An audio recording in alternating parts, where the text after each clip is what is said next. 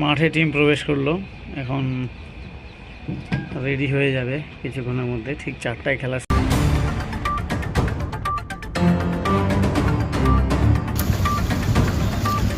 সুব্রত কাপের জাতীয় পর্যায়ের ফাইনাল খেলায় আসামের সঙ্গে মুখোমুখি হচ্ছে পশ্চিমবঙ্গের উত্তর দিনাজপুরের ইসলামপুরের নন্দঝাড় হাই স্কুল মহিলা দল। চূড়ান্ত পর্যায়ের খেলায় নন্দঝাড় চ্যাম্পিয়ন হওয়ার আশায় বুক বেঁধেছেন ইসলামপুরের বাসিন্দারা। সুব্রত কাপের আন্তর্জাতিক পর্যায়ে খেলতে পশ্চিমবঙ্গের একমাত্র দল উত্তর দিনাজপুরের ইসলামপুর ব্লকের নন্দঝাড় হাই স্কুলের মহিলা দল। 19 আগস্ট নন্দঝাড় হাই স্কুল মহিলা দল দিল্লিতে পৌঁছায়।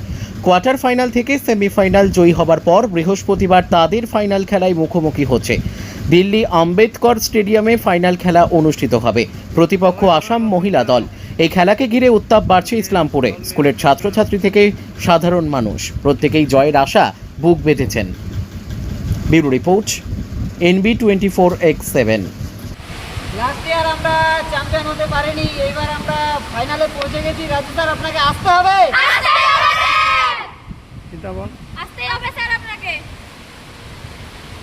আরে ছাতা, ও যেটা বললো সেটাই বড় করে বলবি, একসাথেই বল না তো।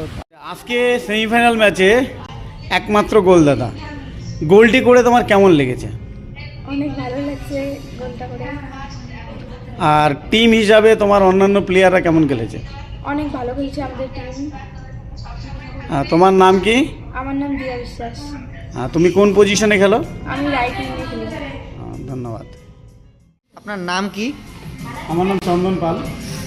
আপনি তো ওয়েস্ট বেঙ্গল টিমের কোচ, তো আপনার টিম ফাইনালে উঠলো, সেমিফাইনালে 1 গোল করে, তো আপনার কেমন অনুভূতি হচ্ছে এখন?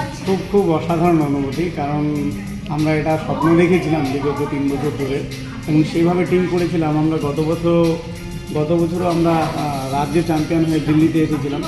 সেখানে এসে আমরা ইউপি এবং ছত্তিশগড়কে হারিয়েছিলাম, কিন্তু হরিয়ানার কাছে গ্রুপ পর্বের শেষ ম্যাচে আমরা কিন্তু হেরে যাই।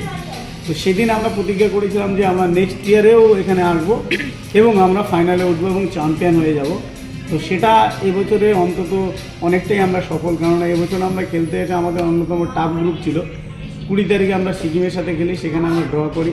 তারপরে দিল্লির সাথে খেলি, সেখানে আমরা 2-0 গোলে জয়ী হই।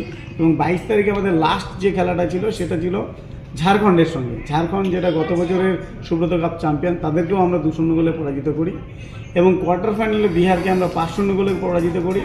এবং আজকে সেমিফাইনাল হরিয়ানা, যে টিমের কাছে আমরা গত বছর হেরেছিলাম, তাদেরকেও আমরা আজকে 1-0 গোলে পরাজিত করে ফাইনালে উঠেছি।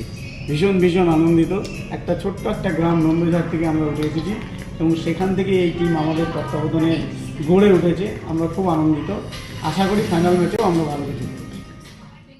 Bureau report, NB24X7। দিন দুনিয়ার খাস খবর। লাইক করুন আমাদের ফেসবুক পেজ, সাবস্ক্রাইব করুন আমাদের ইউটিউব চ্যানেল।